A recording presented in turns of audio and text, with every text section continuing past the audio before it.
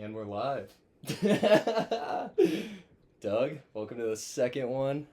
Happy to be here. Guest number 2. This is awesome. Yeah, dude. Here, talking to the mic. It'll sound better. Guest number 2. Honored to be here. All right, Doug. Well, where do we start, man? Where do we start? I guess we should give them our background, how we know each other. Go ahead. So I'm Doug. I'm from Nashville with Joe. Went to the University of Tennessee. I was Joe's roommate for about 4 years of college, and exactly 4 years. Yeah, for exactly 4 years, and one of my best friends right here. Knew starting up a podcast. Figured I'd come on here, jump on. Yeah, well, we could start with it's pretty crazy. Most of our friends, I mean, me included, a lot of us just came back to Nashville after college. A lot of our friends are in sales jobs, but you took a completely different path to join the Marines. So what made that decision, and what's that been like? Dude, that was kind of a roller coaster. I mean, you already know about like my because we talk all the time, but yeah, that decision was made through. I knew I didn't want to live a normal lifestyle. No one to be a man of action and adventure. That was something I wanted to do, and I got out of college, and I remember I just finished up with the boxing weekend thing, which was fucking we awesome. could talk about that too. Yeah, that was crazy, and I did that, and I realized I just didn't really have much of a professional direction. I didn't really know what to do because I was between law school and. Yeah, that's what you thought most of college. I did. I took an LSAT, and I was like applying places. I'm not gonna lie, I was getting hit back with a lot of no's, and so I kind of panicked on that idea. And I luckily had a friend who was in the Marines, and I. Who was it? It was a guy named Will Kelly. He's a little bit older than us. Shout out. But he's a freaking beast, man. He's the guy. But he put me onto it, and so I left for Quantico about a year and a half ago. Been back, and every time I come back in town, we're always hanging out. But been back and forth a little bit. Just got my newest assignment today. I'm gonna be a supply chain officer, which is a nice change of pace. I was in the infantry officer course for a few months, and that ended up, working out the way it did. I'm glad I got to become more tactically and technically proficient in that field, but I think this next journey is it's gonna be better for me in the long run. So I'm excited. you're a Marine officer, is that yeah. right? What is your? I don't even know how does the ranking system work? So I'm a second lieutenant. I'm a second lieutenant. So I'm like I'm an O1. So it's the lowest officer rank you can be. Because I'm about to promote in next August, not this August, but so does it start at first lieutenant? Like how's it kind of? So it starts at second, goes to first. Oh, it starts at second, goes and to then first. captain. And captain is where usually a lot of people make their decision whether they want to stay in or not. There's this thing called career designation. So it's like, if you get to that point, they'll offer you a contract which is indefinite, and then that's pretty much like, I want this to be my career. And usually guys take it, some guys don't. Like my friend Will, we were just talking about, he declined career designation because he wanted to pursue other paths. And which typically, if you have like stuff you want to do that's not just like straight military, then that's a route people normally take. That's way further down in the career for me right now. Right now, my main goal is just like leading Marines and being a capable and confident leader, so that their lives don't stink, and I make their lives better. Because it's interesting too. I feel like in the military, you need well-trained people. So you also got to support them, and that's why there's so many good benefits for the military. Yeah, a lot of supporting roles. But then you also can't make it too hard that no one passes these courses and you don't have enough people. So I don't know, that feels like a weird balance. I don't know. I mean, like the course that I was just in, infantry officer course, was like very pretty difficult. Hard. Yeah, I was in there for a little bit, and that was not fun. But it was like one of those things where I felt like I needed to at least try it, and I tried it, and I realized I was going to be better at other things. And as far as what you can talk about, what's some of the craziest? So like I'm not really allowed to talk about the course. That's the thing. Then we'll pass on that. Like if I did and someone pulled this up, I'd probably be called in. Yeah. But it's a really hard course, and I respect everybody that's done it.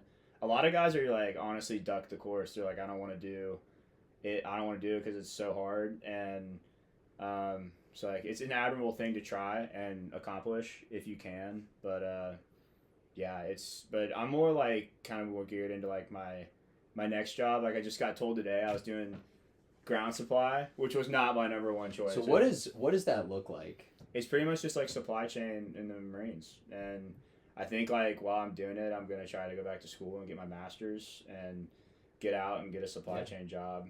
I mean, that's the other cool thing is there's so many different routes. Yeah, in the military. A lot of guys I feel like have that like pre-made in their mind go for that job. Yeah, yes. It makes sense. Because in my head, I think of it, and I think of, you know, people on the ground and like Iraq and stuff. Yeah. But there's a whole other support group and like financial people. I'm sure there's, you know, clinical people and psychologists and stuff like that are all kind part of it. Not really in the Marines, or at least not from the officer side. In the enlisted side, there's like so many more jobs, especially in the Army and the Navy, because we're a sub-department of the Navy. So like we work with the Navy, like we're the infantry unit of the Navy. So we like support like a lot of our like you'll hear like the Marines are amphibious because it's air, land, and sea. Like we can come and pretty much attack the enemy any way, any form. That's why we're the most lethal, capable fighting force in the world. And that's kind of like our mantra. Say it proudly. Yeah, it is what it is, brother. Now, like obviously you got like the Navy SEALs, cause like if anyone sees you, gonna be like, oh, he's such a freaking boot, like saying they're the best. But I mean. Obviously, you have like Tier 1 Special Operations, Special Forces, and those guys are like amazing operators.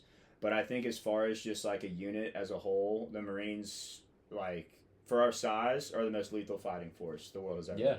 And it's like, it's crazy to see things like unfold, especially from like the officer side, because a lot of what officers do is like planning. It's like officers aren't really like the guys like the Lance Corporal closing the last 100 meters on a machine gun bunker. We're kind of like in charge of like facilitating that movement, like making sure that like the right guys are supported doing the right things. So like watching it like play out from the back, and you're like, oh yeah, like this is sick. Yeah, I have watched it play out, and it's cool. But like the job that I have now is not like that. By the way, it's more like it's slow. It's more of an office job, and more like handle the finances of how like units are going. And I like just got it today, so I still have to go to school for that and like go. Yeah, it's exciting though. Dude, yeah, it's high. But it is crazy. I mean, even doing supply chain it's just such a different route than pretty much all of your friends from college.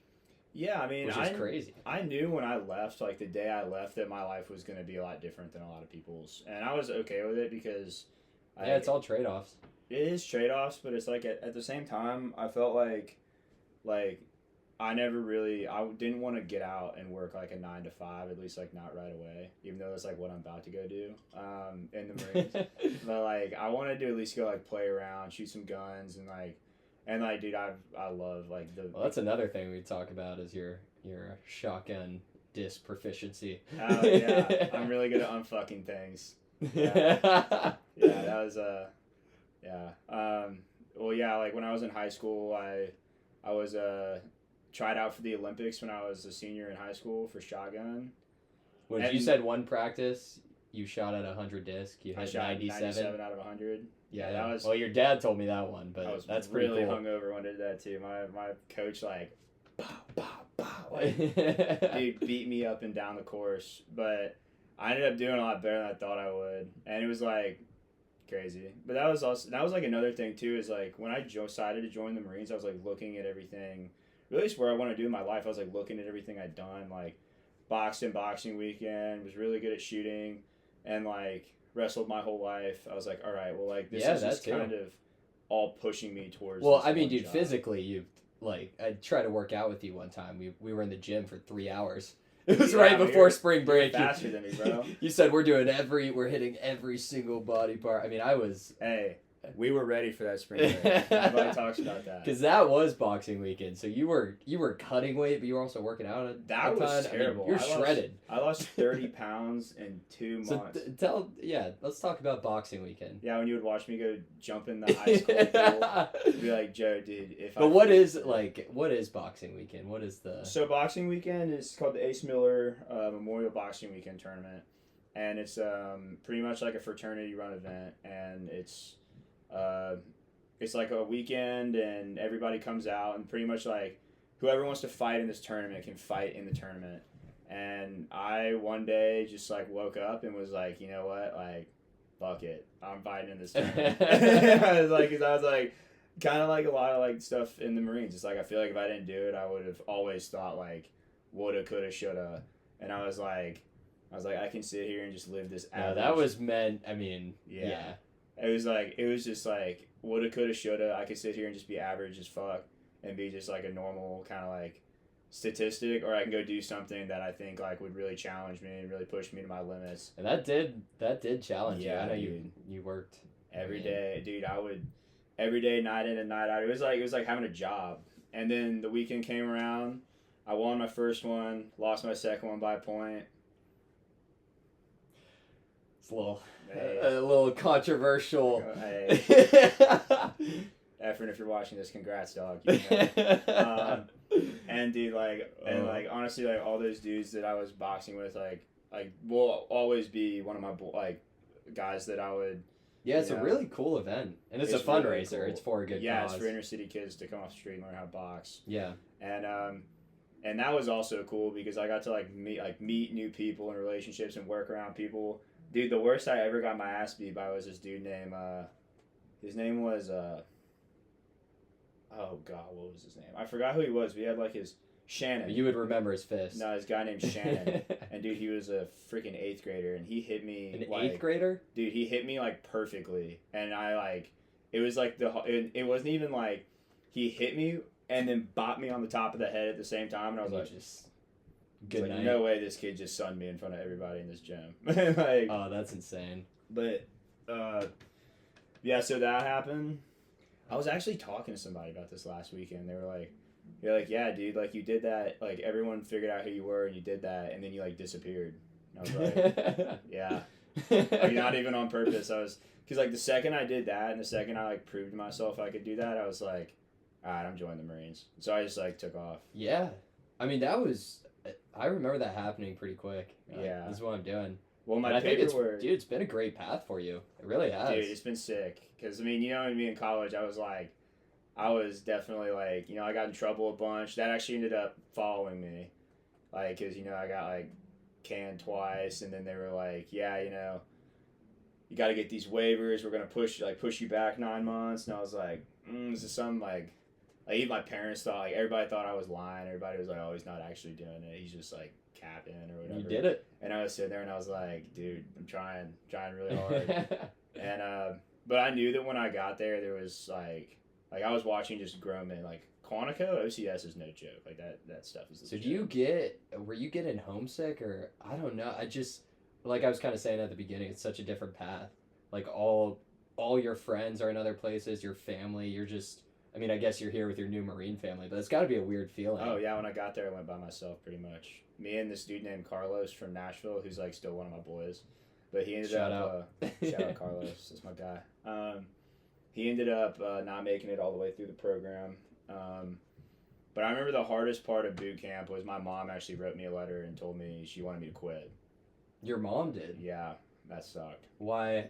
Because like I wrote her, like we weren't allowed to get mail until the 4th week of OCS, and then like all this mail came in for me. And I like read the first one I opened up was obviously that's like, really isolating. You couldn't get any mail, no phone, nothing. We don't talk to anybody. And first I saw my mom's letter and I was like, obviously, like, fuck all the other letters. I'm opening this one right now. Opened it up and she was like, hey buddy, I really think you should quit and come home. Like, we can figure something out. And I took that letter and threw it straight in the trash. It's the only letter I threw away the whole time. You're like, I can't keep this. Well, I knew there was just absolutely nothing that was going to keep me from finishing that. Because I knew one of two things was going to happen. A, if I quit, I was going to come home and everybody was going to think I was a freaking loser and a quitter. Because they'd be like, it hasn't been 10 weeks, why are you home? And I'd be like, well, I quit OCS. So I wasn't going to do that. And then number 2, I would have never forgiven myself. That was something, because there's a rule, like, at OCS, you can drop on request, or you can get medically dropped. And if you drop on request, which means, like, you go in and pretty much quit, which, like, dude, so many people did that. Like, grown men just broke and were like, I want a DOR. What's DOR? Drop on request. I'm sure likewise in my work, there's got to be so many acronyms you guys throw out Oh, dude, that people yeah. have no idea. It's hard for guys to track, but DOR, I would have never guessed. DOR, like pretty much like drop on request, and what they'll do is they'll pull you out of the program. They'll sit you down, like, you know, like give you like, hey man, like nice job coming out, like congratulations for making it this far. Peace. And then usually that's when the guys start like getting second thoughts, and they're like, oh wait, like actually, like I don't know if I like want to quit, and they're like, you already have. Oh. And if you get medically dropped, you can come back. If you drop on request, that is your one shot. So that's saying you're signing you're off, saying choosing I'm to done. quit. You're like, everything is right with me. This is not right. And you know that's a final decision when you make it. Yeah, everybody. But then knows after that. you start second guessing. Everybody which is natural. knows that, and everybody knows what it is. And me, like, see, it's like the same thing of when I see guys like falling out of hikes, which no shame in falling out of a hike. You know, I used to crap on people for that, and then What does that mean? Like you pretty much can't like, do it. Yeah, you can't finish. keep up, and you fall out. Pretty much, it's like, you know, there's no shame in like, well, there is a lot of shame in doing it actually. The one thing that Yeah, kept I'm me sure you're from- super motivated not to because you're Yeah. you're with everybody. You see that guy doing it, and you're like, that guy's a freaking wuss, dude. Like, I'm not gonna be like that. I'm sitting there and thinking, like, if I go home, everybody's gonna think I'm a freaking loser. And then, like, and dude, also, like, getting to come home to, like, you and all the boys, and my head was all shaved and stuff, and, like, all y'all came out to neighbors, and we got some beers. Like, that was really made it all worth it. I was like, right on. Yeah, that sick. was because when you first went, that was. I mean, I guess you were really isolated, and that was really intense. Dude, yeah, I remember I'd call y'all, like, I got my phone back week 4 too, and I, like, called my mom, called, like, everybody, and that was nice. There were also a lot of drops too when some guys got their phones back because they're like, I just called my mom. And, like, she Their was telling me moms all were this telling them the stuff, same and- thing. Same thing. Well, it's also from a parent perspective. I mean, it's a crazy deal you're signing. You're essentially saying, I'm agreeing that if we get into serious conflict or war, I'm gonna go out and be there and be a part of that. Yeah. I mean, it's a really admirable thing. Me, and it less makes so now. sense as- me now. My job is like I'm chilling. But I'm- still, everything went to crap. They'd pull you and be like, no, Doug, you're if coming, there was right? like a billet maybe that needed to be filled, like maybe they would ask No. me to. But No, right you're now, good. no. Right now, no. I was trying to be that guy for a few months, and then now Yeah. it's like they gave me my new job today, and I wanted to do something else, like kind of more along those lines. And then I thought about it, and I was like, I don't know, man. I have a future, and like I've done enough tough guy shit where I'm just like I can hang my hat on enough shit, you know. Fair. And like, Good. oh my bad. No, you good. But you know, it's like at the same time, dude, it's like I remember when I was going through all this stuff, I was like, I didn't really have a plan for afterwards. Like I was thinking like, oh, I'm just gonna go out and go to law school and use the GI Bill. And then I thought about it, and I was like, I don't really want to do that either, because like I don't really want to go to law school. Law school sounds terrible. I don't really want to go to law school. I'm not gonna lie. Like, that's No, not I really don't think something anyone wanna do. does. 'Cause that's a huge commitment, and it's like, you know, It's a lot of it could be lot done. of reading. It could absolutely be done, but it's like at the same time, like why not kill two birds with one stone right now? You know, have this job that was just given to me. Like I got the job, I was so upset about it for like an hour because I was like, I can't shoot guns anymore. Like, fuck, like my life is over. Like that was like the one thing I was good at, and then they like, you know, I thought about it, called a few people. And then I called one of my friends who was a ground supply officer, and he's like, yeah, I just got my master's from UNC Chapel Hill, and I'm like, already got a hooked up job. Yeah, it's good. And I know you just found out about this today, so you're still working Yeah. through all of it. And bro, it's God's plan, dude, straight up. I'm a firm believer that the Lord has a plan for everybody. You have to trust in that plan. And, you know, sometimes you might not get what you want, but sometimes it's what you need, and you don't Yeah. see it. So I'm full in on that. There's and worse just- takes. Dude, yeah, just trusting that and making sure that at the end of the day, dude, like, as much as everybody wants to be a pipe hitter, like, my job is to lead Marines and be a good dude. And that's all I can give to my Marines, just, like, care for them, make sure they're getting meritoriously promoted, and, like, doing all the right things. Well, I imagine it's really cool, the sense of bonding and community for people in the military, let alone the specific branch you're in. I mean, you're like I said, you're agreeing to a crazy deal, and then everything you do is together, and you're doing really hard things that you have to work together to do.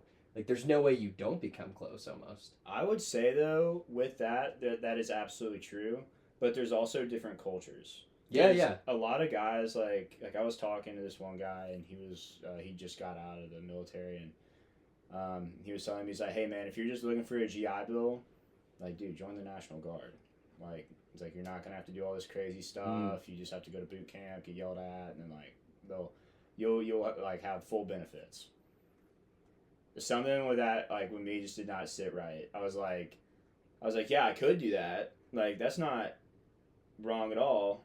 But also it's like, you know, the road less traveled. It's like if like I told myself like if I was gonna do something, I was gonna join the best culture, and do the hardest thing I possibly could. And I don't regret doing that at all. I highly recommend anyone who's thinking about joining the military should It's an join amazing the route. Marines. If you, like you kind of were, you're like, yeah, I don't really know what I want to do. Law school sounds awful. Like I mean, it's a really cool path, and it gives you structure and sets you up, and Yeah. you're getting cool skills. I mean, it's awesome. Yeah, you're getting great skills, and it's all like a lot of it's very translational. It's like what you do is like could potentially, except for, you know, like infantry is like one of the most like coveted MOSs in the Marine Corps, but it What's doesn't. MOS? Military occupational specialty. So it's like pretty much your job. I I should have said that job. So you're yeah, you're my like bad. title on LinkedIn. Yeah. Actually, yeah. Well, actually, I need to update my LinkedIn. I haven't done that.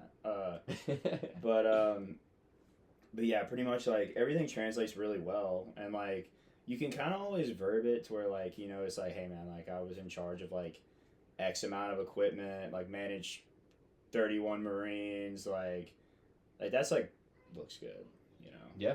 Also, that's like I'm like so not even really like I'm glad I got this job that'll hopefully like get me a job in the future. But that's also so far away where like I'm just really focused on getting to that school, passing that school, moving on. Well, it's one step at a time, right? One So step much at a time. anything Yeah, is you think can't of the whole chase the end of the picture. rainbow, bro. Like as much as like that pot of It's gold. good to have a is there. direction, but you can't. Yeah. One step at a time. Well, it's just like I don't know. It's like it's comforting to know that like what I'm doing now is like actually like a practical skill. Yeah, 100%. Not like the thing I wasn't doing before wasn't practical. Like that was very hard, but it wasn't like. It's like you know you can't really do. It'd be much easier like, to get a job. Yeah.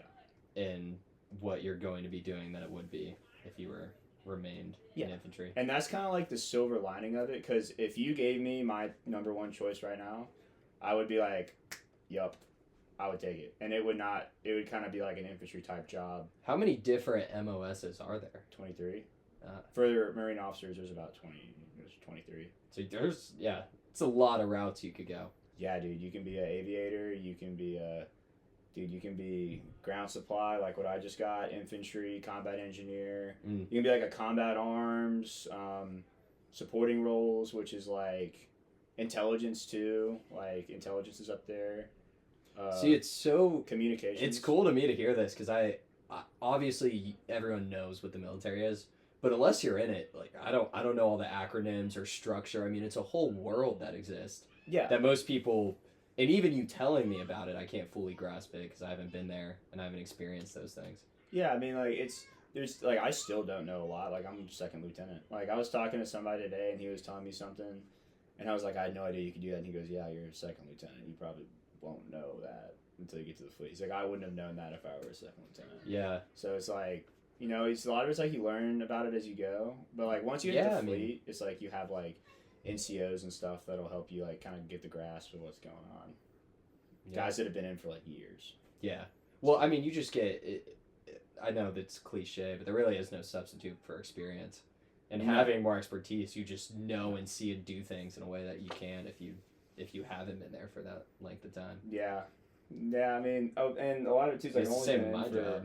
Only been in for like a year and a half. Yeah. Like, and you've already learned a ton, and there's still so much more you could. It's crazy how like hard people lock in when they get there too. It's like, dude, when I was in school, I remember I used to have like the worst time like paying attention and stuff, and like I could not pay attention. But like, dude, when I'm like doing that, and I'm like when I'm like on Camp Barrett, which is like the base one, and like Marine Corps Base Quantico, and I'm like looking at something, and I'm like, okay, you showed it to me one time, I can do it, and I just like go over there and do it. Like, all right. Like new skill acquired. And they'll be like, all right, you did it at day, we're gonna do it at night. I'm like, okay. Like sun goes down, let's do it again. It's like not even really thinking, but Yeah, you go on almost an autopilot. yeah, it's really is like autopilot. Dude, well, let's talk about tattoos too, because I always remember we would sometimes talk about it in college, and you'd be like, "Yeah, my dad always told me, I get a tattoo. He's gonna cut it out with a Yeah. dental scalpel." Yeah, it And now look at what we got. Yeah, well, I told myself when I got out I'd get a sleeve, and I've gotten ideas from like peers and stuff like that. Yeah, it's been like a pretty long time going, but it's also not done yet, so I'm not gonna whip them out for the camera. But maybe next time. yeah, I got You like could be a recurring guest. yeah, I come back next time on leave. But yeah, it's just like I figured it was something that I wanted. I knew that, and a lot of my friends have tattoos. Yeah. And Well, that's a common military thing, right? yeah. It's probably stranger if you don't have any tattoos. It's more understandable. Like if I see someone with tattoos, it's like I remember before, like the first thing I would see about people is I like notice their tattoos because I didn't have any, and I'd be like, oh, what does he have on his arm? And I'm like, that's cool. And like that's the other thing too. If I'm like talking to someone who's like looking at my arm the whole time, I'm like,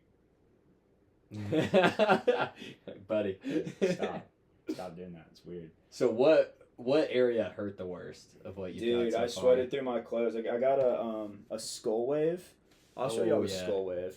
Got a skull wave right here. On the elbow. And I went in. It was like December, and I went in, and with like full like winter clothes on, and I lay down on the table, and he started doing it, and it was like the worst thing ever. I sweated through my clothes and through the table. Oh god. And like how do you even? Or I guess you don't need to relax, but you probably were like shaking. Yeah, he kept telling me to stop tensing up. By the way, Nico Oliver, Jinx Proof DC, shout out my boy. Hooks me up with all my tats. How'd you get connected with him?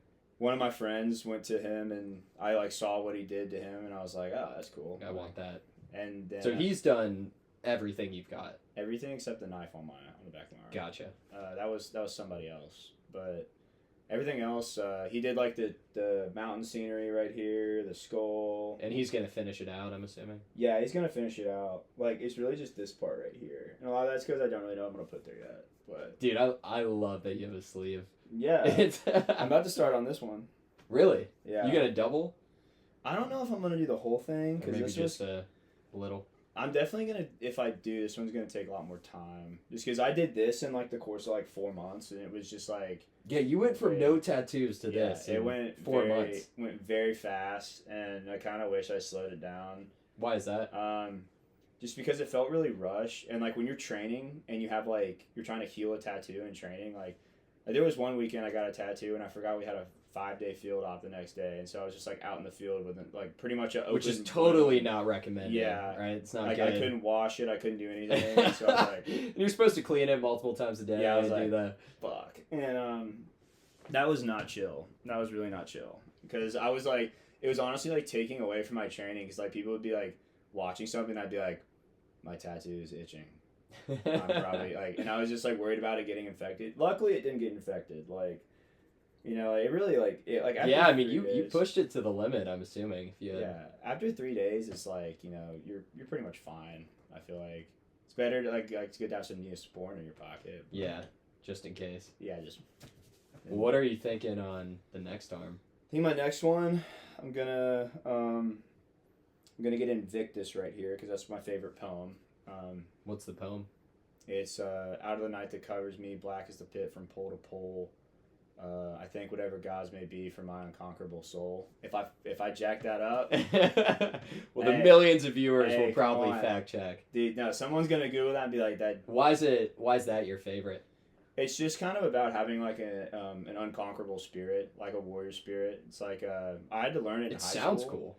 Yeah, there's one part of it that goes, it's like out of the shadow, it's like, or beyond this place of wrath and tears looms this the shadow of the shade, where like you will find me unafraid. That's really broken. Like someone's gonna be like, this dumbass has no idea what he's talking about. But it's pretty much just about like kind of like going through life with an unconquerable spirit, and like when death does find you, it's like they'll find you in the shade, and like you're not afraid to like go into like the you shade. lived your life. Yeah, it's good. Or pretty much just like I don't regret what I've done. Yeah, it's just like not letting things like control you, and just moving through the shade just like without fear, pretty much. And I feel like that was a lot like when I was doing what I did. I feel like a lot of it was so because I didn't really have like a colonel dad or like someone who like I went in like Yeah, your dad's a dentist. Yeah, I'm first generation military, and like I didn't know a lot. A lot of what I did was like very surprising to me. Like everyone around me quit. I was like on an island, and I just remember thinking like kind of like I would go back to that poem a lot during boot camp and just think like like they give you time to pray every night before you go to bed, and I'd always pray for my family. I'd pray for strength, knowledge, and then I'd also pray that like if God wanted me there, to keep me there, and if he didn't want me there, to take me from that place. And so every day I woke up and I'd like be there. I'd be like, all right, this is a part of God's plan for me. Like I cannot be afraid of what's next. Like someone is, like there is a bigger plan here, and I have to like see it through to the end. Especially week 6. I remember week 6, dude. I was like, because I got like if my boys ever see this, they probably never will. Dude, I got rung up at boot camp. Like they freaking got on me early. I'll even tell you I'll tell you a story. So it's like at boot camp, or I keep saying boot camp, it's Officer Candidate School. Boot camp is in Paris Island. But at Officer Candidate School, like you're not allowed to like look at these guys, talk to them like without like their permission, pretty much. And they're like so on. You just kind of look down. Dude, like until they like. Yeah, like they can't look at like until they say eyes, like ears open, eyeball snap, and then you're like looking at them. It's like you cannot like, and they are like, bro, they are on that ass from like day one, dude. Like I was sitting in a little camp stool like this. We were in a squad bay, and like they introduce the guys that are pretty much like with you for the next 10 weeks, and these guys are like tightest uniforms ever. Like dude, not a piece of lint on this dude's shirt. It's crazy. And I'm sitting there like shaved head, just a boot. I'm like, and this guy looks by me, and just my luck. I'm like, I'm not like the biggest dude there, but I'm like a little bit above average, and I just was a target right off the bat. So they looked at me and they just knew I didn't know anything. And they were like, this guy has no idea what he just signed up for. And they come up to me and they go, "Gaw." And I looked at him and he goes, "Did I say you could look at me, ass?" And I was like, oh no. And the next thing I know, I'm like in my rack and I'm like, like screaming at the top of my lungs, like sprinting back and forth down the squad bay, like doing burpees, doing planks, like they just slay you all first day, like picking up your like there's this thing, like there's this box called a foot locker, and it's where you like keep all your stuff, and you have to like pick up this foot locker, like raise it above your head, like all this stuff, and then like put it on the bed, take it off the bed like 800 times. Like, dude, everyone would make their bed, and if one bed wasn't made, they'd just like pull everyone's rack, like linen online, and then everyone's shaming the one guy who didn't make his bed right. The thing is like there's so much chaos going on, like you're not even worried about like what like who's it wrong. I remember like there were some like priors that like had a better head on their shoulders and kind of like were able to gauge it a little bit better, and they were like they could kind of see through the madness and like call people out. I got called out a lot, I'm not gonna lie, like because I didn't really know what I was doing until kind of the end, like started to figure it out. But dude, I was just some like wide-eyed kid from Tennessee. Like I really had no military experience at all, and so like they could kind of see through the madness and call people out who were like jacked up. But the thing is, they would also give you like tangible data how to fix yourself. Like yeah. There was this one guy named Lozier, Sergeant Lozier, my boy. Again, another shout out. What a name, dude. Lozier. He was like, dude. I remember when we started, I was like, bro, this dude was literally put here to like, just like, stress me the fuck out, dude. He was always. But the thing is he would get on me and then come up to me and be like, "Hey man, like, this is what you're fucked up on. Like, you need to unfuck. Here's how you improve." It's like, yeah, like if you do this, like.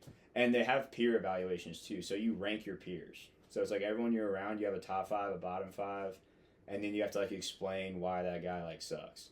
And That's a crazy concept. and then you hand it to him with your name on the paper.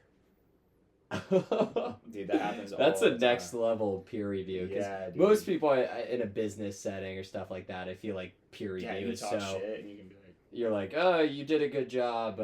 Maybe nah, spell bro. this word differently. You guys are like, hey, you suck. No, yeah, there are guys in there that are like I remember like there was like some like numbers scale. I forget how it went. I think like the highest you get was 7, and like my first thing was just like 3s all the way down Oh. the line. It was like 3, and I were like 3 is like the lowest one, but I didn't really know what I was doing. It's like dang. And then the second peer eval, it's like got a little bit better, and I was like, all right, I'm improving a little bit. Like that's cool. And then the third peer eval like was like that's when I was kind of like, all right, I'm chilling. But also there were some guys that started out with like really high peer evaluations, and then like ended up getting Dwindled. really bad peer evaluations towards the You'd end. almost just, for morale's sake, you'd want the opposite. At least if you start low, you can build Yeah, up. well, I That would was suck thinking- starting high. And I then- remember I saw my peer evaluations and I was like, that sucks, but it can't get any worse than this. I think I probably had the worst ones in like the squad bay Really? when I first started out, just because I was just so obviously like not tuned in. And then I was like, all right, I gotta lock in. And I locked in, and they started getting better, and I was doing better than like I wasn't the worst, but I was definitely like not stellar when I started. There was one dude named Fernandez who was like my battle buddy, and he was like, Shout out. shout out Fernandez. Hey, Got a lot of shout outs. hope you're doing well. Fight out, my brother. He was there, and I remember me and him were just like we just got tossed around. But he was a cool guy, you know. He was. It's just not for everybody. They ended up asking him to leave, but he was chill. Me and Fernandez were just like in the shit together. But yeah, dude, it's definitely like it's definitely like accountability is like the big thing over there. It's like you have to hold like not only yourself accountable but like the people around you. So it's like if someone's like fucked up, like you have to correct them. Cause like there are times where like if someone's like if the guy next to me is messed up, and like they'll get at me because he's jacked up and I didn't do anything about it. Yeah. They're like, And, this. What are you doing? Just standing It's here? like, dude, like they'll literally come up to you and go, "How are you gonna let your boy walk around fucked up like that?" And then like cook you for it, and then you're sitting there and you're like, "Oh no," and then, you know, it's like So do you do? Because I know it's so strict when you're in these weeks. When you come back home, is there anything that you do differently because you've been in this Marine training? Like, for example, making your bed every day or anything like that? No, it's back to. I remember when I got out of boot camp, I was still a little bit like institutionalized, because dude, it's like you're in there and it's like, Well, you gotta keep everything clean, right? And dude, I remember like it took me a really long time to not eat with like 2 cups of water in front of me. because like, that's what you would just. Yeah, they make you like set up your food a certain way and like put the water at the edge of the thing. Oh, interesting. And so like if I was eating with like only 1 cup of water, it just felt really weird. So I'd always get 2 cups of water, and most of the time I wouldn't even touch the second cup of water. But it just made me feel like, okay, like this is how it's supposed to look. Like no one's gonna come yell at me for this. But that eventually stopped. I remember I was so nervous about not having note taking gear for the longest time. Because you always had. You always have your even ready. as a lieutenant, like you have to have your note taking gear on you, just because like it's just So what is the? I'm sure you've heard the term EDC, everyday everyday carry. carry. Yeah. What does that look like for a Marine? I mean, you can't carry a gun on base. I have an EDC that I have in Nashville, but I don't like I don't carry it with me everywhere I go, because it's just kind of. I didn't know, but so notebooks, knives, flashlights, like stuff Oh, like that. like you gotta my keep like first line gear, like that. I keep literally on the me. stuff that you carry on you. Okay.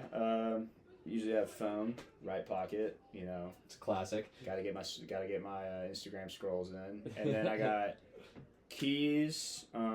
And then I have a multi-tool, which is like a knife type thing. You know those Like a knives that Swiss can, Army. you know, like those knives that can break into like pliers and have like. Oh tools on it? yeah. I've I'll seen have those. like one of those with like a pocket thing, and I'll just throw it on there. Wallet in the back pocket. Note-taking gear. If I'm in a schoolhouse, I have 2 pairs of note-taking gear on me. I have a green book and a tan book. Tan books for like instructor-led classes, and then note-taking gears are like the green one is for like student notes that I keep like between me and my friends. So like I'm make sure I'm not forgetting stuff like PCCing and PC like pre-combat checking, pre-combat inspecting, like I'm like, things. please tell me the acronyms. Yeah, like things that I got to do before the day starts. Kind of like just keeping like a little mental calendar. Yeah. Makes sense. And I mean, you then- gotta have systems to. Yeah. And then one thing that I still do from OCS, people will clown me for this, and if they do, I'm not fucked up. They're fucked up, dude. Moonbeam in the cargo pocket. What is it? It's called a moonbeam technically, but it's really like a headlamp, and it's like a headlamp you can put on your head. And at OCS, they always make you keep it like right here. So it's in your It's hand right pocket. here. Yeah, it's like because you got a cargo pocket. So if it's dark, you just throw that on. But all my friends, dude, like I would always keep that thing on because you never know when it's gonna be dark and you need a light. And like, Yeah. dude, all my friends are like, dude, you still keep a moonbeam in your pocket? You're such a nerd. Wait, so And- what's it? It like wraps around your head. No, you can just pull it out and use it as like I just hold it like Oh. this, and like I'm holding like looking for. But it stuff. could wrap around your head. Oh yeah, if I wanted to, like if I was like looking for something, I'd probably put it on my head. It's very utility. But dude, people clown me because they're like, dude, that's some boot ass shit. You had to do that at boot camp or whatever. And I'm like, am I really the one? Till they need a light. Until you drop your clear eye pro on a trail and you can't find that shit, and you're like, oh, where's Gall with moonbeam? Bam. Who's making fun of me now? Yeah, I'll turn it off. that's how you get sunned. That's how you get sunned at So work, it's pretty bro. bright, this thing. Yeah, but dude, like It's the called a moonbeam. batteries are like the batteries usually like always dead though. It's like it's I usually like in the last schoolhouse I was in, like one thing they always made us do is you had to tape batteries around the strap, so you always have spare. So it's like that was something I You could kind of just picked up from them. That way, plug like it's and never play. dead. Because dude, there was one time I was taking a test. I'm not allowed to really talk about this test. Pretty much, I was taking a test and my moonbeam died, but luckily I had the batteries wrapped around. I just like popped them back in. Yeah. And that was actually like I would have. If you didn't have it, it sucks. Yeah, it was like 2 a.m. and I had to take a test. Yep. I'm gonna say. We'll leave it at that. Yeah, I didn't have to like sign an NDA or anything like that. But for the last course I was in, there's like a lot of like surprises in the course that they Yeah. like want to keep in the course. Yeah, it makes sense for a couple reasons. One, so people going into it don't know it, and then two, Yeah. you don't want other countries or people knowing how we train our military exactly. It's really nothing like Or that no. crazy. It's more like for their Maybe we just have these theories. yeah, for like their experience, like it's better that it just. Well, I guess it'd take it away if you knew exactly. Dude, there what were you things in getting the into. course that like I didn't know about, and I had like a really good friend that went through, and he knew about it, and he was like, "Yeah, I'm not gonna tell you." And I was like, "Why?" And I was like, "Cause like it It'd would ruin it would A, be unfair, and B, it'd ruin it, and C, it's gonna happen anyway." So like, dude, like just embrace it. dude, grip down and get through it, just like everybody else. But So if someone wanted to be a Marine, what would you tell them? Would you give any advice? depends. I would say if you wanted to go the enlisted route, I would say What's the difference? I know you so kinda enlisted. mentioned You have to have a degree to be an officer. that. Gotcha. But enlisted is like you go straight out of high school and you go to like Paris Island, and that's like the boot camp. Like that's boot camp. I went to OCS. It's like So that's if you have a degree and then you want to be an officer. Yeah. But enlisted is fresh out of high school. You're just going straight into the military. So boot camp is like high school camp, like Paris Island, and then like infantry school, and then the fleet. Gotcha. Like for me, I went college, OCS, TBS, which is the school, not the one I just did, but the one before that, which is the basic officer school, or the basic school, which is the basic officer course. BS. And yeah, BS. and yeah, like you do that for 6 months, and then you get out, and pretty much like that's where you compete for a job. So it's like OCS is like an application to try out to be the infantry Ah, officer that's you wanna be. interesting. So it's like it's And what like does OCS stand for? officer candidate school. Okay. my I was thinking that. Yeah. No, you're good. But Dude, my job too, I would throw around acronyms. You'd be I like, probably I don't know what would, you're yeah. talking about. Yeah. Like CAC. I mean, cat card. we have so many. You know what CAC? Child Advocacy Center. Yeah, I don't know that we have a different cat. AUPU Yeah. is what. But so, anyways, you're giving advice. We could go both routes if someone wanted to go enlisted, and then if someone wanted to OCS. I would say things to like prepare for. If you were going the officer route, I would prepare to fail over and over again. And like the nicest That's some way crazy possible. advice. Yeah, it's crazy advice, but like you really do have to like if you're someone who's never failed before in your life, like there's no way you're making it through that course. Like they're literally impossible situations they put you in that I'm also not allowed to talk about. But it's like they'll present you with a scenario. You're like, all right, figure this out, and you're sitting there and you're like, and afterwards I even asked some captains, I was like, is that even possible to do? And they're like, no, but they want to see how you respond to failure because that's what makes a good leader. It's not like someone who Yeah. just everything works perfect for them. That goes back to the expertise thing. I mean, that's how you learn and get better. Is you There's fail no a lot. saying. There's no saying, man. No plan survives first contact. Isn't that that reminds me of was it Muhammad Ali who said everyone's got a plan until they get Till in you the get mouth? punched in Or the was that face. Tyson? That was Muhammad Ali. That was Muhammad Ali. Yeah, that's a good quote. Yeah. No plan Everyone's survives got a plan.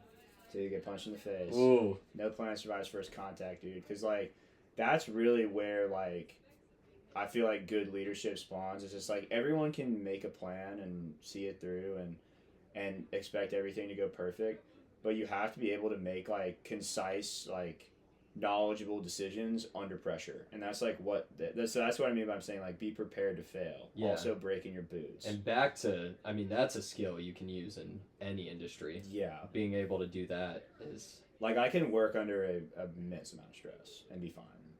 yeah, that's good. Yeah, like it's I'm like yeah like How do you prepare for that? Or you just got to do it? a lot of it is you just have to do it. I mean, a lot of it's just also too like you. Oh, another thing I was telling Spider says you have to have a very good why.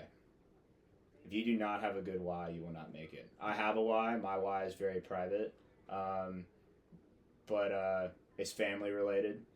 But if you do not like your why has to be able to take you from like the darkest point in hell and bring you the fuck out and like push you through your limits. So when you're in the middle of one of these can't talk about tests or trainings and you're just so miserable, Yeah. this is when you think of your why.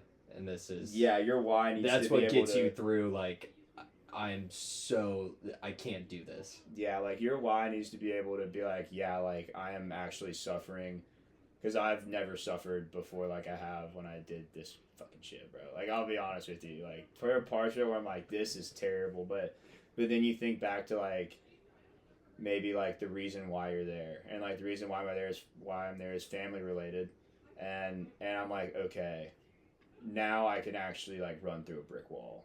Like this is not like gonna be what takes me out. Yeah, it is amazing what people can do when they have a strong motivation. A why. A why. Your why needs to be like. I like that concept. Because there are some guys that go in there to like run away from, like, home, their family, like maybe like some problems.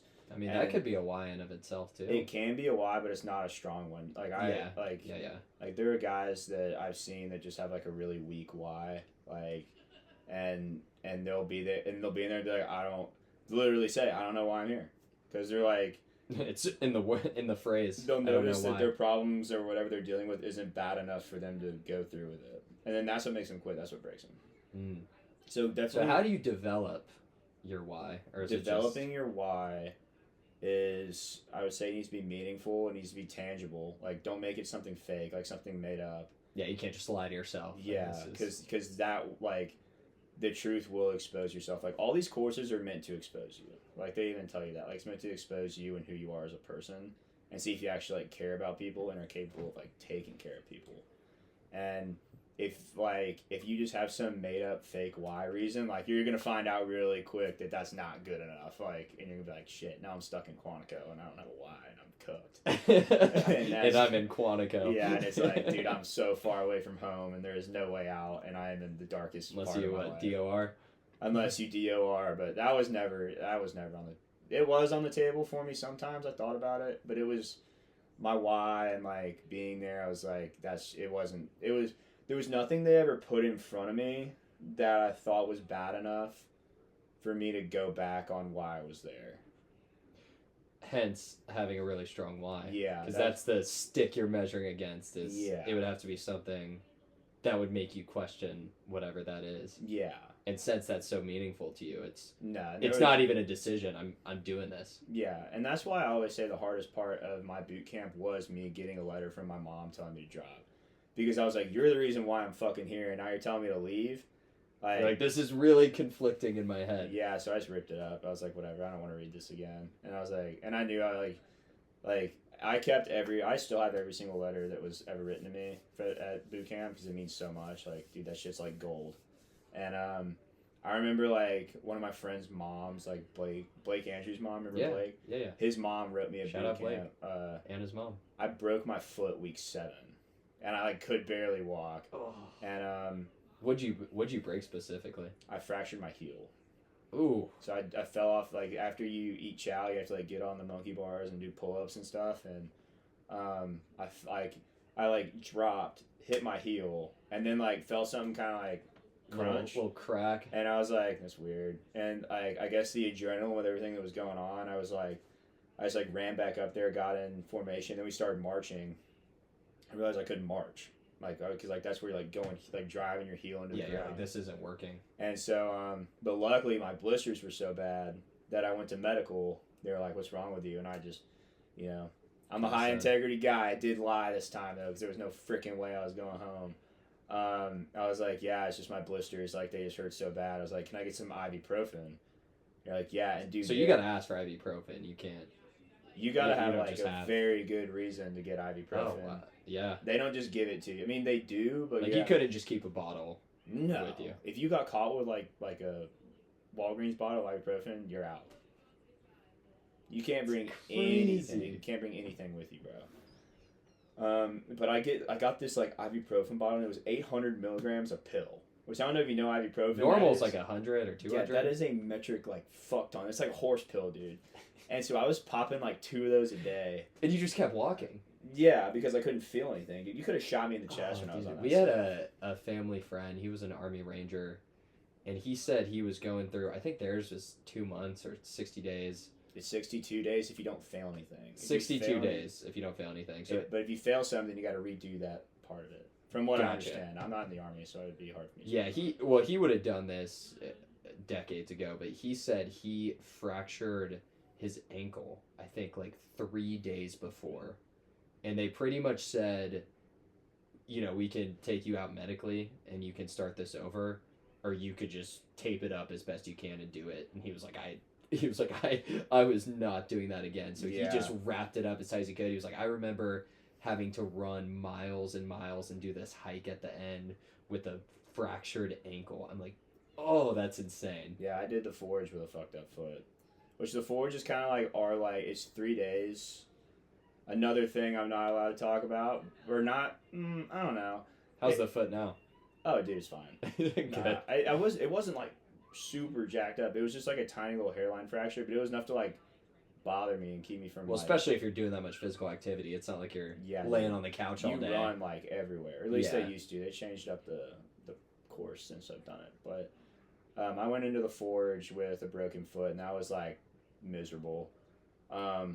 I did everything though, but yeah, the forge is like your culminating event. It's like 3 days, no sleep, and you're just like doing stuff like the whole time.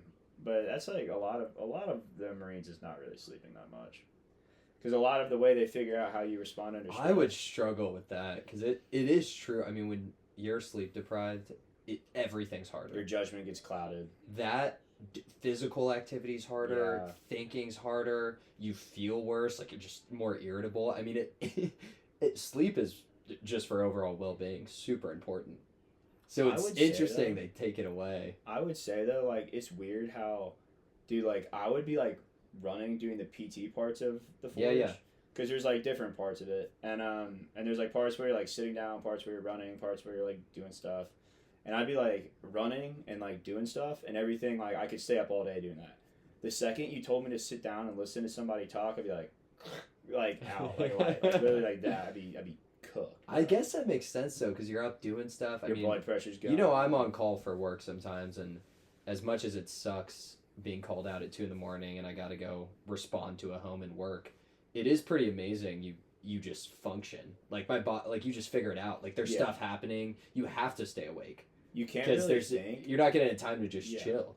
For me, like, I couldn't really think, but I remember I was like, all right, I've trained to do this so many times, I just have to, like, do it. And so I just, like, do it without thinking. I'd be like, wait, done. Like, and that'd be it. Yeah.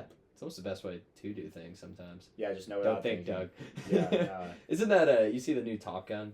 No, I haven't. That's what. One? Yeah, the second one. Top I Gun have, but it was a Maverick. while ago. Well, Tom Cruise, he keeps telling the guy, he's like, just don't think.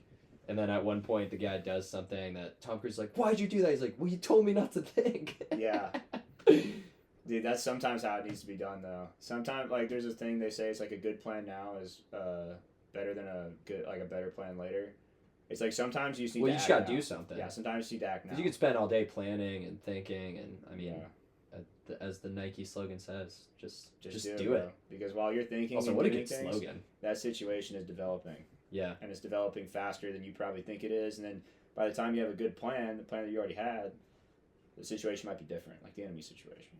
I mean, it's just so interesting, the complexity to what you do as a Marine and all the different parts, like the people, but even just the amount of equipment and stuff that could go wrong. Yeah. Yeah, there was a point where I had a bunch of gear on me. And I had then a bunch of gear. Like I had a 320, an M27, PBS 31s, which are like a lot of money. Like I would walk out for like field ops with like thousands and thousands of dollars just like on me, and I wouldn't even be thinking about it. I'd just be so tired to be like, okay. Yeah, I bet. So I bet the flip side of not sleeping much, when you did get a sleep, I bet your body just instant deep sleep. Yeah, yeah. It's like Or I don't know if you're just worried you're gonna be there were waking up again. sometimes, dude, I was so tired. I remember like, dude, I was like, by the end of OCS, I was like a pro, like sleeping, standing up. Just like No, it's like you could just like sit there, like put your cover down and just like pay attention and just like close your eyes. And you're not like fully asleep, but you're like half asleep. See, you saying this makes me feel like I've never actually experienced what it's like to be truly tired. Yeah, bro. It was like actually so tired. Like, you know, I've stayed up all night, or I've had to work late and get called out early. But I mean, that level where you're just sitting down and you can just actually sleep because you're so tired is. There was one thing that I did, like, so like every now and then they'll give you an MRE at boot camp. What's like, that stand for? I know that's the food. meals ready to eat. Yeah. Dude, some of these acronyms just are super simple. Yeah, there's really, That makes sense. like there's no reinventing the wheel, you know. It's just like Meals ready to eat. Yeah. Yep, that's exactly what it is. But in every MRE, there's a coffee packet, and there's like a little In bit every of single one? caffeine. Actually, sometimes it's like a hydration packet, sometimes just like a coffee packet. But like, if there's a coffee packet, I would go up to like all my boys who are like eating the MREs about, hey, can I have your coffee packet? Because most people think it tastes nasty, but there's a little bit. Wait, of so caffeine. what is it? Like, it's literally a packet? You know, like what a sugar packet looks like? Yeah. It's like like a Splenda. it's like a little bit bigger, but it's like And you can tear it open? just tear it open and there's like Just coffee eat. grinds in it. Oh, interesting. And so I got a bunch of those, and I figured out how to do a coffee dip, which is like you wrap it in toilet paper and you put it up. It's actually really gross when you like actually say it out loud. But like it kind of I like, can't say it's not. it kind of helps you stay awake. So I would always have like one of those in. Not like when I was ever like by myself. So it's at it's night. almost like a makeshift dip or Zen. Yeah, because you aren't allowed to have Zen or dip while you're there. Could you have caffeine? No, No coffee? nothing, bro. It was like, dude, I remember. Oh, wow. I remember on the last day they gave me all my civilian crap back, and I remember I looked at it and I was like, "What am I supposed to do with all this trash, dude? like I haven't used this stuff in weeks." And it's like, I remember. So do you remember having a cup of coffee or like an energy drink when you got back? I remember on like Liberty weekends, sometimes I would go out and get like a C4 if I was like. I bet it hit a little different. Yeah, Not having it at all. they give you like essays too while you're there. Like if you really fuck up, they'll give you an essay, and it's like 300 words. It's 300 words of words greater than 3 letters. So like the word at or the word to like doesn't count. Mm. So like and it has to be in big block letters, and it has to To be be like, in- I'm sorry. Yeah, like I remember I had to write an essay about opening my big fat mouth, and I bet you did. Yeah, and using sweet volume. Using sweet volume. Yeah, so at OCS they can't really call you a bitch, but if you're sweet, like if you're sweet, you're a bitch, and like they'll call you sweet. You're like- It's a synonym. They're like, you a sweet thing, you a sweet sweet thing, bro. They call or they'll call you a girl too. They'll be like, hey girl. like that's like me and my friends whenever we see each other, like even outside of OCS. Hey girl. Like, hey girl. Like, what's up, girl? Or if you have glasses, dude. This is what my dad thinks is the funniest. My dad, if you have glasses, they call you portholes. Doesn't matter what your name Portholes? is. Yeah, it does not matter what your name is. If you have glasses, What's up, portholes? yeah, it's like sub portholes. And if you're a It's bitch, like a slur for people with glasses. yeah, and if you're a bitch with portholes, they call you, hey, girl with the portholes, come over here. And it's like, and it's just like demeaning. Oh, Like my nickname, or it wasn't really like, it was like kind of my nickname, but mine was Dumb and Tough, because I was really stupid, but I like DNT? I just managed to like get everything done. yeah. Because like our platoon commander comes up to us one day and he's like, guys, if you're gonna be fucking dumb, you better be fucking tough. And this one dude just goes, gaw. And everybody looks at me and starts laughing. You're I'm like, yeah, what can I say? I've been called worse, you know. God, what else? Sweet girl. Yeah, that was really it. Like, or ass. Like they'll call you ass. Dude's like, hey, ass. Not reinventing the wheel. Just keep Yeah, it simple. It's just like really like defeating stuff. Or they'll call you Marine too. Like if someone goes like, "Hey Marine," like you're really fucked if someone says that. It's kind of like going, Really? It's kind of like going, "Hey boy," like It's like the equivalent of like your little kid. Your mom says your full name with the middle, like you're in trouble. like Douglas that's Murphy, like, Gah. like, "Hey Marine," come over You're here. like, oh, yep, about to So write he's one of those like- essays. "Oh yeah, this guy doesn't care who I am. He just called me by my job title. That's cool." I'm not a person. Like- Good afternoon, sir. He's like, "Are you supposed to be doing that?" "No, sir." He's like, "Maybe you should fix your hands when you're talking to me." Then you're at parade rest. You're like, yeah, like one time I was walking out of the MCX and What's that? it's like a gas station, like Oh, Gotcha. but like for Marines, and it's actually super clutch. You don't have to pay taxes when you're in there. It's like, Oh.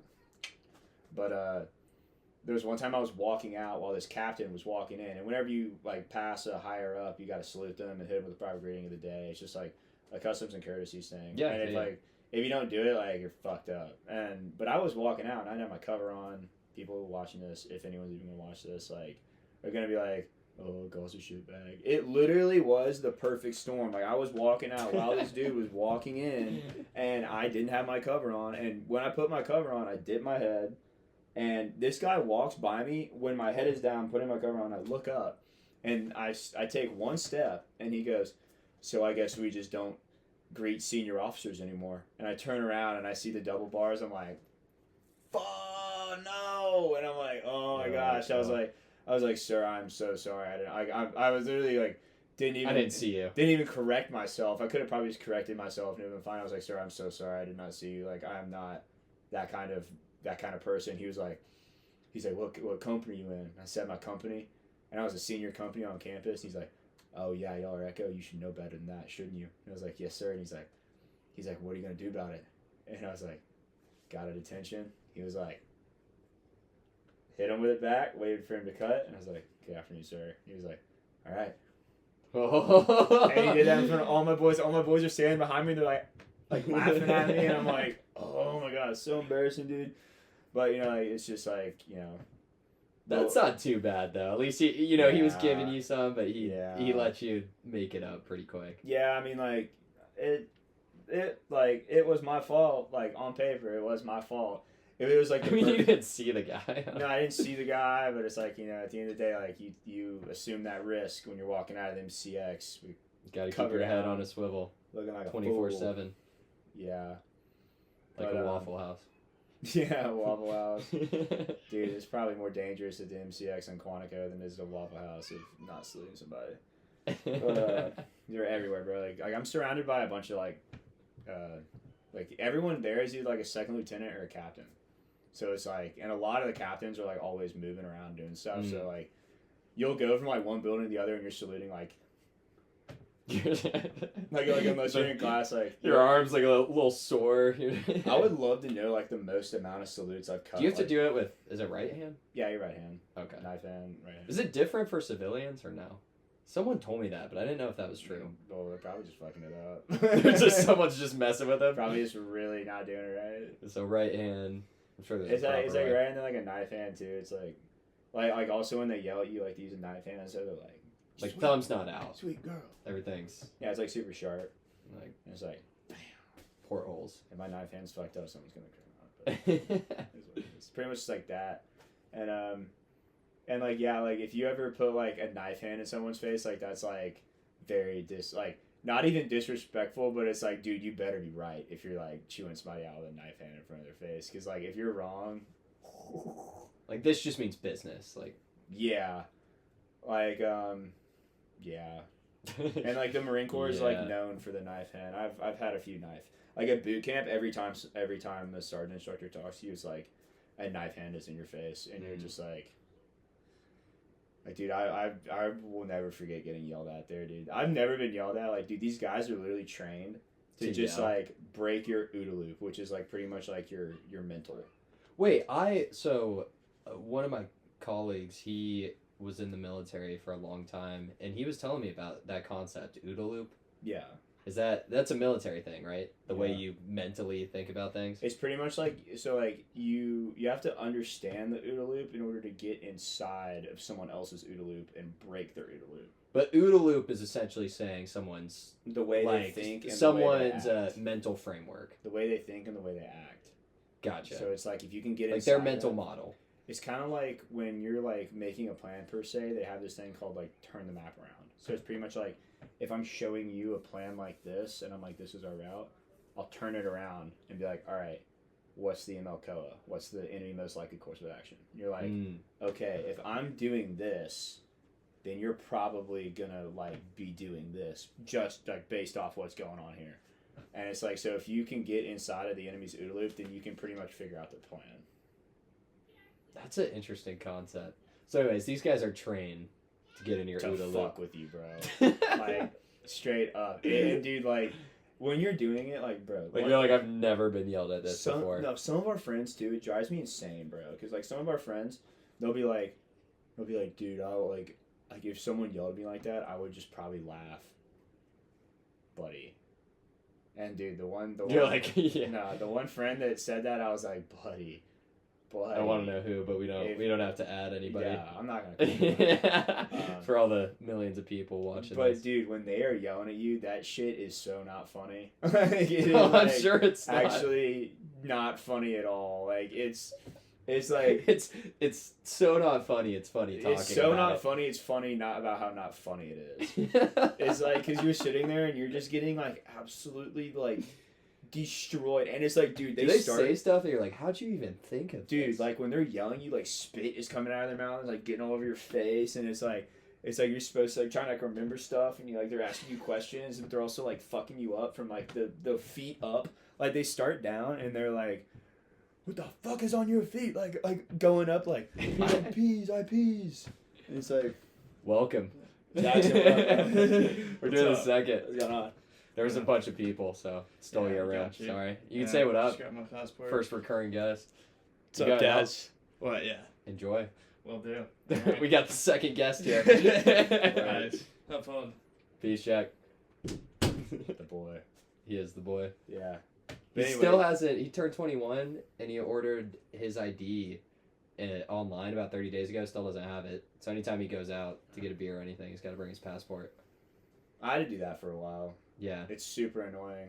But we're supposed to go. We're going to Las Vegas. Not this weekend, but next weekend. So hopefully it comes. Yeah, he would need that for that. But anyways, Yeah. it's not. It's so It's not funny. Not funny. It's funny about how not It's funny. not funny. Like, it is so not funny. If I went back right now, I would think it was probably hilarious. Like, dude, they don't let you, like, you're not allowed access to that area at all. Mm. Unless you're an instructor supporting the school or a sergeant instructor. Like, if I tried to go in there right now, they'd be like, no, can't come in. Damn. So, like, I can't go back and laugh at them, which, like, I would. Because, dude, like, it would be nice to reminisce and be like, wow, I remember how awful that felt and, like, what I was thinking when that happened. Like, because, dude, like, yeah. That was, like, dude, like, I would, like, honestly probably say OCS, like, I'm gonna get cooked for saying this. OCS is probably the hardest school I've done in the Marines. As far Is that a hot as take? yeah, as far as I've gone, because I think OCS, at least for me, I didn't know anything about the military when I went in. I just knew that I was like strong, fast, and like Dumb and tough. yeah, I knew I could just like PT really well. I didn't think like I showed up there and I was like wait, there's a whole academic side to this. Like I have to pass these tests. Yeah, I didn't sign up for this. Yeah, I honestly I was like that's bullshit. Nobody told me I had to do that. Like that's not fair. And dude, these guys coming from these like prep academies. If you're from like the Citadel or Virginia or like Virginia Military Institute, like VMI, or like you're in ROTC, they prepare you to go. Like most of your college is like preparing for this course. And me, I just like got done living with you and like the boys, just like having a great time in college. I don't regret the time I had in college at all. Like some of the best times of my life. But I wasn't studying for OCS. They were fun times. Yeah. We were not preparing We were not to go studying to the for Marines. OCS. I'd say boxing week was probably the most I studied. Hardly for preparing OCS. for school. Yeah. Oh, dude, when I was at Tennessee, I didn't even go to school. I'm surprised I got a degree for that. Someone, someone should probably evaluate that place. Because, dude, I remember... It's a good school, too. Imagine It's some a of great the... school, Imagine dude. some of the other ones. Dude, yeah, I was political science. I didn't really have that much of an academic commitment. Yeah. Same with us, psych and criminology. I mean, it's pretty chill. Yeah. Compared to engineering or nursing or any of those. Dude, Those are just a lot more I commitment. think the world has gotten way too laxed on, virtual, working. You think... Oh, I was thinking about this the other day. So you could work a remote job, right? You can order food, groceries, Amazon.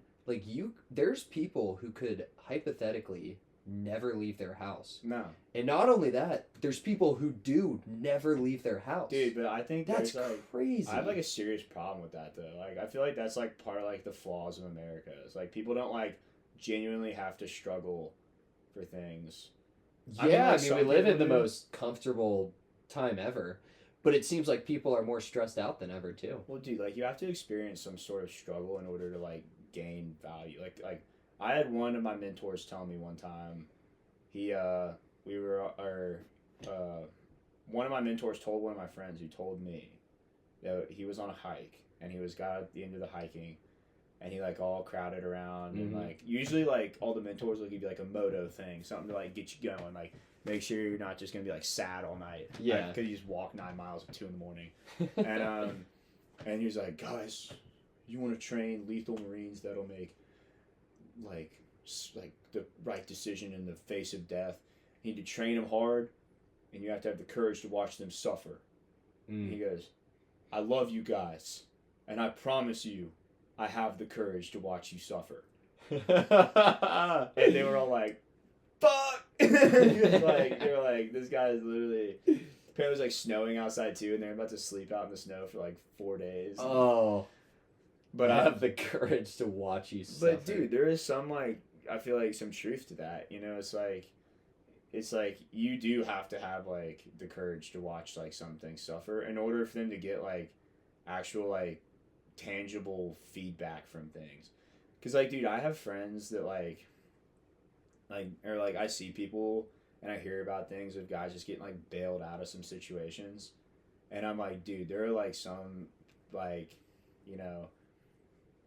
there's another thing it's called getting trained or training. It's if you're getting trained, that means you're just kind of getting affected by everything, you're just not really there.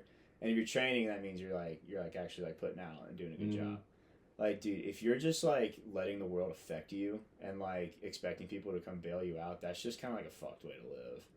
Yeah, it takes a lot of meaning and value out of what you do and how you feel. Well, it's dude, sometimes you gotta fall flat on your fucking face to be okay, that sucked. I gotta I'm not gonna change do that something. again. Dude, if I just racked up a credit card bill and then fairy godmother came and just made it go poof, then I would just probably go do it again. Yeah. It's oh. There's this interesting, I don't know where this came from or if I saw it on Twitter. I think it was Mark Manson. But he said, he was if you do hard things, your life will get easier. So, and he used the example, he's working out is hard, being really unfit and unhealthy is harder. And it was stuff like that. I'm that's so true. Doing hard things makes your life better. Maybe not in the short term, but certainly in the long term. Yeah. And I it's don't even- easier than ever probably to not do hard things. Bro, I don't even consider lifting weights working out anymore. Yeah, your whole model of that, No, I'm sure, bro. is just That's just your like, goalpost has shifted. like, dude, I think of Kind of lifting like when we weights. beat Alabama. Speaking of goalposts, but Right on. go Vols. But dude, no, like lifting weights for me is just as like simple as like brushing my teeth or like going to the bathroom. It's just like something that happens every day. Yeah. It's like okay, like I'm gonna do. Oh, this you don't mean today. it compared to the military. You just mean for you as a person. Oh, it's for me like, as a person. I don't even yeah, think Sam. I mean, we both. we I work guess out out of every our day. house, we were definitely the only people working out every day. Now, if I go on a run, that's a good hard workout. Like Yeah. that is like because that's I'm more of the something runner. that's something I don't want to fucking do. And But it is just something I feel like for both of us. I feel really off if I don't work out. yeah. I wouldn't even know what that feels like because I would never not do that. Like I mean, if I miss like a day. yeah, I feel off. I have not missed a day in 4 years. I will not miss a day. Yeah. Unless I'm out like working in the tree line and it's just not around me. But even then, like they're slaying You're the fuck working. out of me out there. Like that's harder than lifting weights. Like running Yeah. around in full battle Rucking. rattle. Yeah. Rucking, like dude, like there were times where I'd have like 70 pounds of gear just like on my body. It's Like- insane. Like flak and Kevlar was, that's like 30 pounds. Kevlar is like 5. M27 is like 12 or something. And then I had a grenade launcher for a little bit, which was just like not chill because like I got to shoot it like 4 times. I just had to carry it around. It was heavy. Like all right, big white boy, take that and go have some Dumb and fun with tough. it. Yeah, I mean, I wish I wasn't dumb and tough when they gave me that. I was like, I would really like to be like everybody else right now, but because I don't know, I just like wasn't fun. Because like the worst when they tell you like employ it because like all right, get HE up. HE is like the rocket. So I'm like, fuck, gotta like get this thing out. It's like all clipped in. You're like, oh, and then you like get it out. And you're like, range, poof. And I was actually a really good shot with it. Like I was pretty like, dude, I was kind of like a beast with the noob tube. Like. I'm sure. I imagine you were certainly above average in the shooting department. So funny enough, I'm a sharpshooter. It's like the most embarrassing thing about my career. Is being a sharpshooter. Why is Yeah. that the most embarrassing thing? It's there's nothing wrong with it. There's nothing wrong with it. But as That's far the as most like embarrassing thing. as far as my like shooting career, like I almost went to the freaking Olympics, bro. And I'm a sharpshooter because I missed one shot. Wait, so what are the ranks? Expert sharpshooter marksman.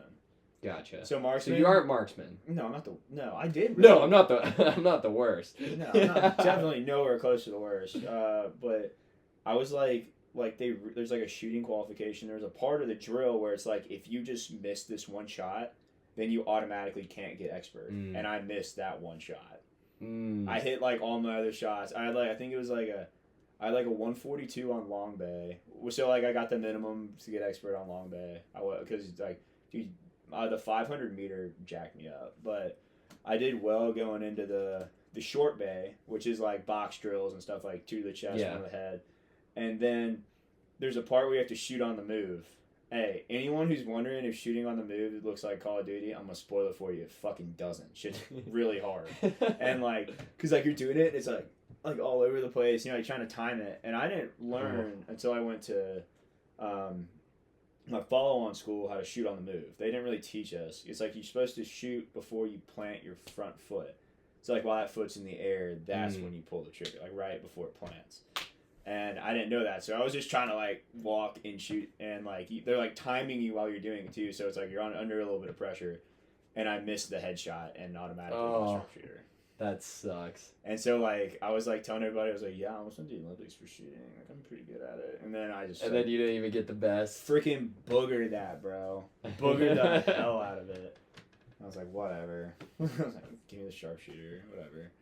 It's not that big of a deal. No, like, I don't Isn't it? Now, like, I don't think about it all the time. I'm gonna get to do it next Don't year. lay at night, just thinking about that one headshot.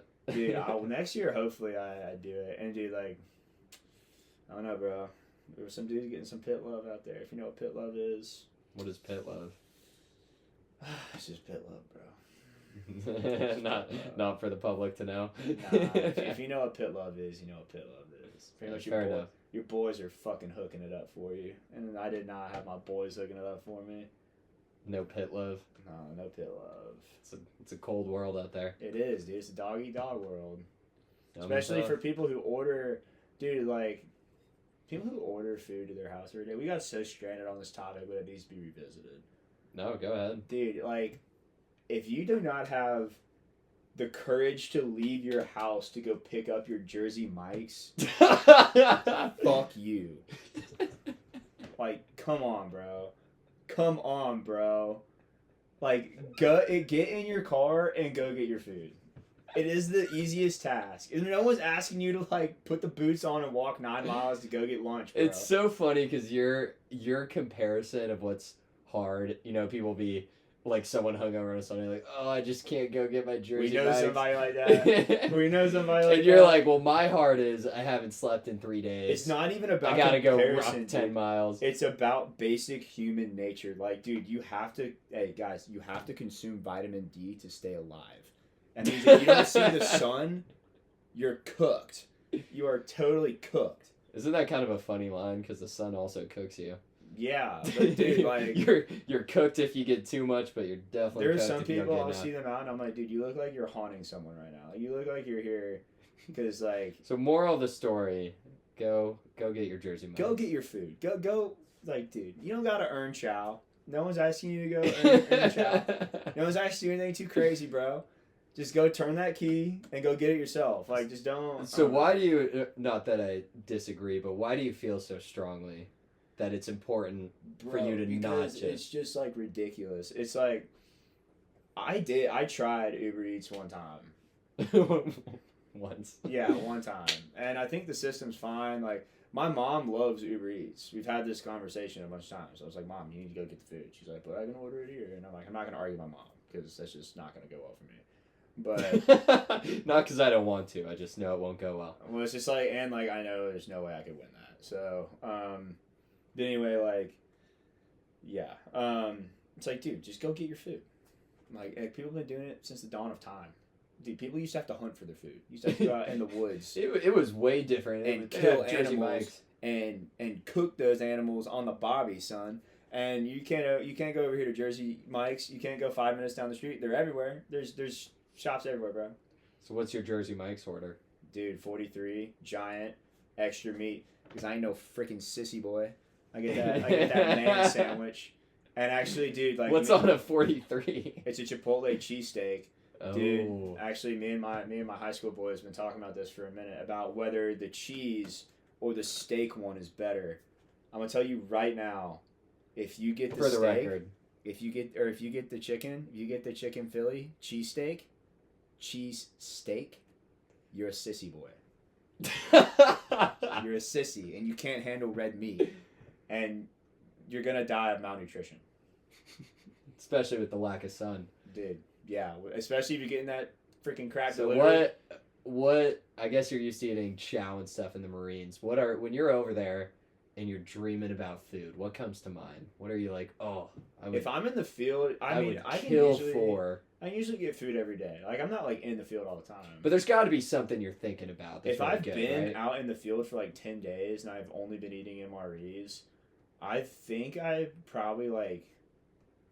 It's always like pizza, but the thing is, when I come back, I like never actually end up getting pizza because, like, I don't know. We had a cookout dangerously close to our house in college. That We got used did. a lot. Yeah. That was one of your favorite questions. You'd be like, "What's your cookout order?" Oh, dude, yeah. You can find out a lot of people about the cookout order. If they have a Oh, They have man, a I don't even know booth. if I remember. they have a booth cookout All order. right, what's your cookout order? Dude?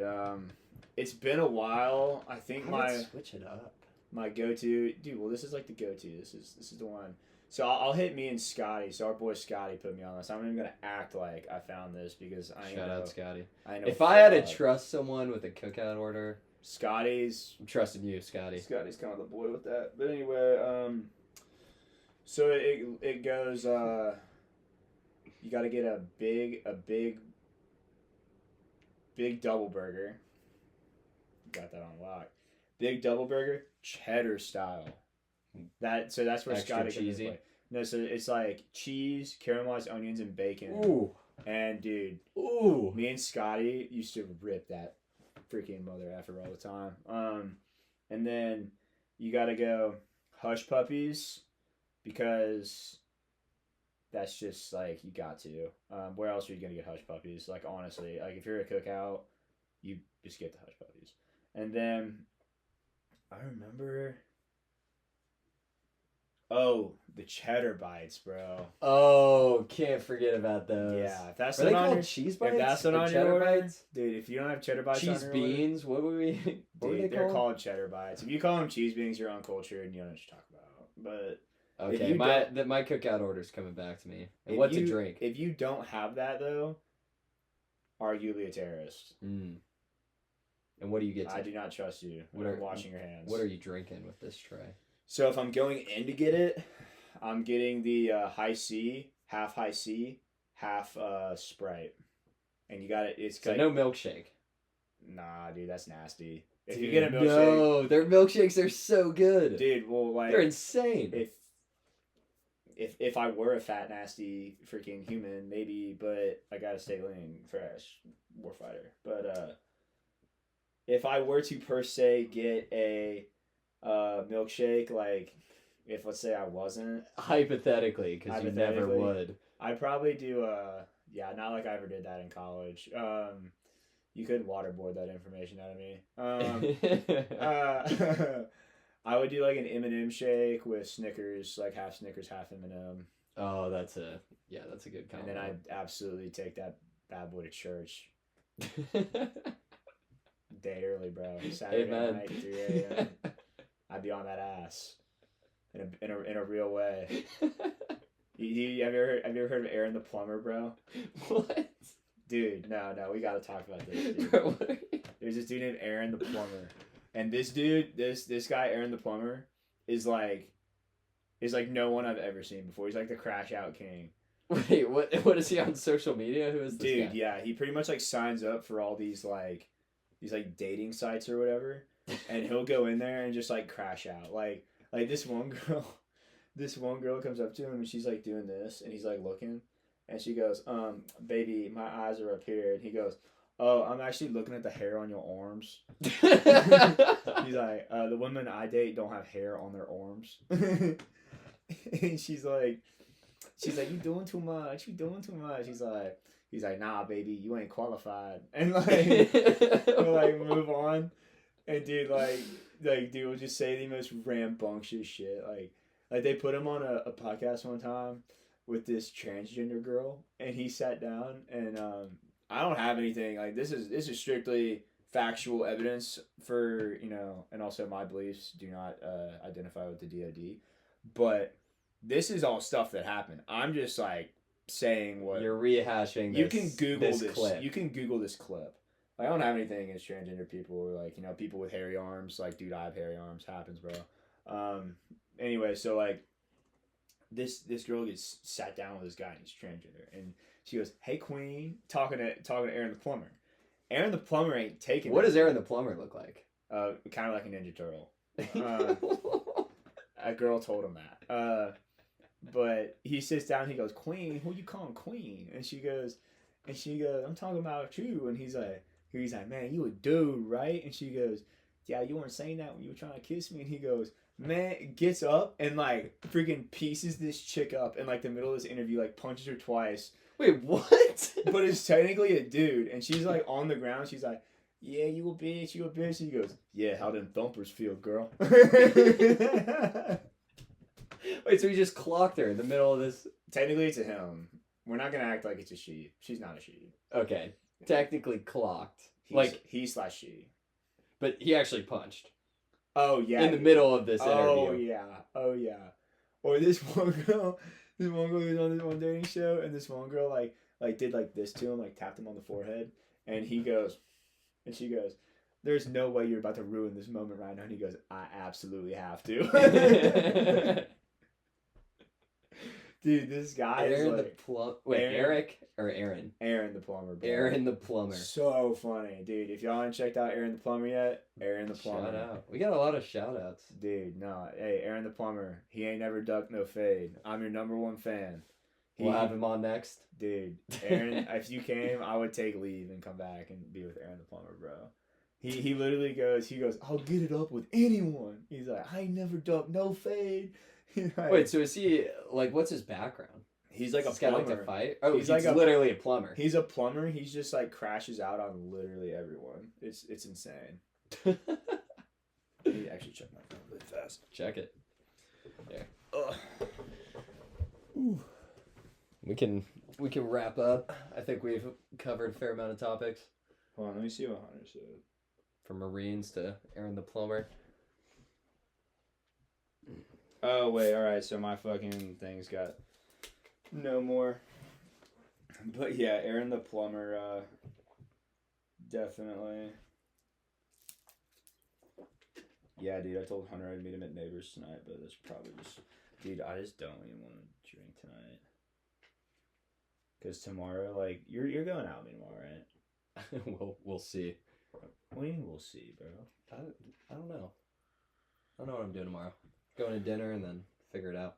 All right, well, I'll meet you out. You don't have to come to Neighbors with me, but we can figure something out.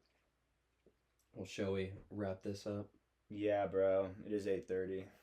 Well, It's getting late. it was an honor coming on Joe Modell's podcast. We talked about a lot. I know it was a lot of me just rambling about life, but Dude, you had me cracking up at the end there. Dude, yeah, dude. Talked about some Aaron the plumber, some Marine Corps-esque activities. Dude, this might actually pop up for someone who's like trying to. I hope it Join. does. It'd be helpful. You do? Can I put LT before your name, right? Yeah, second You're lieutenant. Yeah. Yeah. Do second LT. Yeah, second LT. Second That's LT. the title, bro. I'll even throw in a LAS at the end. Douglas. Professionally, that is what I go by now. It's kind of weird. Second Lieutenant Douglas. My boys. I won't call throw me- in a middle name. God. Yeah, I'm gonna get my face out because I gotta go Grandman. Kidding. You gotta go Um, what? Like you know, there's like the special forces guys where you like can't see their face. It's like Oh. you gotta blur my voice. Where what's that thing called? Like not a ski or what's the name? It's like a ski mask. Oh, Shiesty. Well, there's an actual name for it outside of that, I think. But yes. But all right, that's a wrap. Word. Dude, hour and a half.